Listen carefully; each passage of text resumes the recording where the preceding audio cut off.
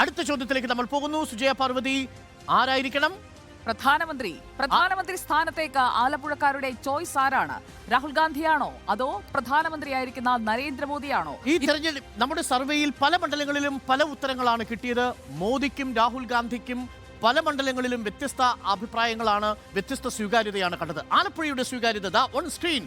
മോദി ഓ രാഹുൽ ഗാന്ധി. രാഹുൽ ഗാന്ധിക്ക് ലഭിച്ചത് 40.3%, നരേന്ദ്രമോദിക്ക് ലഭിച്ചത് മോശമല്ല 32%, 32%. അപ്പം ഇതുവരെയുള്ള കണക്ക് കൂട്ടലുകളിൽ നമുക്ക് ആദ്യമായിട്ട് പിന്നെ ഈ പറയുന്ന ആരിഫിന് ഗുണം ചെയ്യുന്ന, അല്ലെങ്കിൽ കോൺഗ്രസിനും വേണമെങ്കിൽ ഒരേപോലെ ഗുണം ഇന്ത്യ മുന്നണിക്ക് ഗുണം ചെയ്യാവുന്ന ഒരു ഫിഗർ വന്നിരിക്കുന്നത് ഈ പറയുന്ന രാഹുൽ ഗാന്ധി 40.3% എന്നാണ്. ബാക്കി കണക്കുകൾ വളരെ കൗതുകമാണ് കേട്ടോ. എത്ര പേരാണ്, അതായത് ഖാർഗെക്ക് 0, മമതാ ബാനർജി 0, നിതീഷ് കുമാർ 0, അരവിന്ദ് കെജ്രിവാൾ 0, ശശി തരൂരിന് മാത്രമാണ് പിന്നെ കിട്ടിയിരിക്കുന്ന ഒരു 2.6% എന്ന് പറയുന്നത്. അപ്പൊ വളരെ കൃത്യമായ ഡിവിഷൻ അല്ലേ? അവിടെ വളരെ ഇന്റലിജന്റ് ആയിട്ട് അറിയില്ല എന്നത് 25% ആളുകൾ പ്രധാനമന്ത്രിയെ ആരായി പ്രധാനമന്ത്രി വരണം എന്ന ചോദ്യത്തിന് അറിയില്ല, ഡോണ്ട് നോ എന്ന് പറഞ്ഞിരിക്കുന്നത് 25%. 10ൽ 4 പേർക്ക് അറിയില്ല എന്നതാണ്. അവരതിനുള്ള അഭിപ്രായ പ്രകടനം നടത്തിയിട്ടില്ല. അത് പക്ഷേ വളരെ പ്രധാനപ്പെട്ട നമ്പറാണ്, ഒരു സ്ട്രാറ്റജിക് നമ്പർ കൂടിയാണ്. അത് ആർക്ക് അനുകൂലമാവുമെന്ന് നമുക്കറിയാം. അതെ, പക്ഷേ ഒരർത്ഥത്തിൽ അത് കോൺഗ്രസിന് അനുകൂലമാണ്. രാഹുൽ ഗാന്ധിയെ പ്രധാനമന്ത്രിയായി കാണുന്ന ഒരു വലിയ വോട്ട് ശതമാനം അവിടെ ഉണ്ട്. 40.3% ആളുകൾ രാഹുൽ ഗാന്ധിയെ പ്രധാനമന്ത്രി ആഗ്രഹിക്കുന്നു എങ്കിൽ അത് സ്വാഭാവികമായിട്ടും കോൺഗ്രസിന് ഗുണം ചെയ്യാവുന്ന ഒരു ഘടകമാണ്. അങ്ങനെയെങ്കിൽ അടുത്ത ചോദ്യത്തിലേക്ക് നമ്മൾ പോകുന്നു.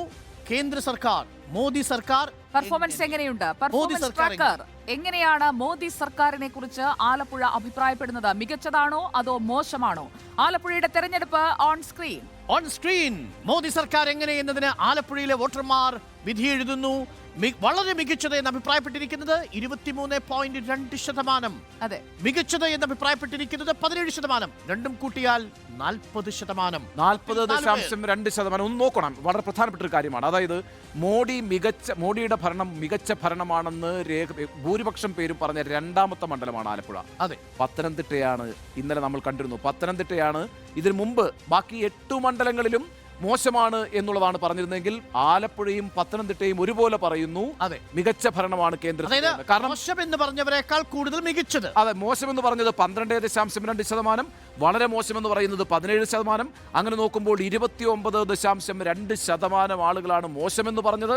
എന്നാൽ നല്ലത് എന്ന് പറഞ്ഞത് 40.2%. ഒരു BJP അനുകൂല സ്വഭാവം അവിടെ ഉണ്ട്. ആ മണ്ഡലത്തിന്റെ ഒരു സ്വഭാവമായി കണക്കാക്കാം. 2 അവിടുത്തെ ആസ്പയറിംഗ് മിഡിൽ ക്ലാസ് ആണ്. സ്ഥാനാർത്ഥിയുടെ വ്യക്തിത്വം പ്രധാനപ്പെട്ടതാണ്. നരേന്ദ്രമോദി, രാഹുൽ ഗാന്ധി വ്യക്തിത്വത്തിനെ അളക്കുന്നവരാണ് ആലപ്പുഴ എന്നുള്ളതും വളരെ പ്രധാനപ്പെട്ടതാണ്.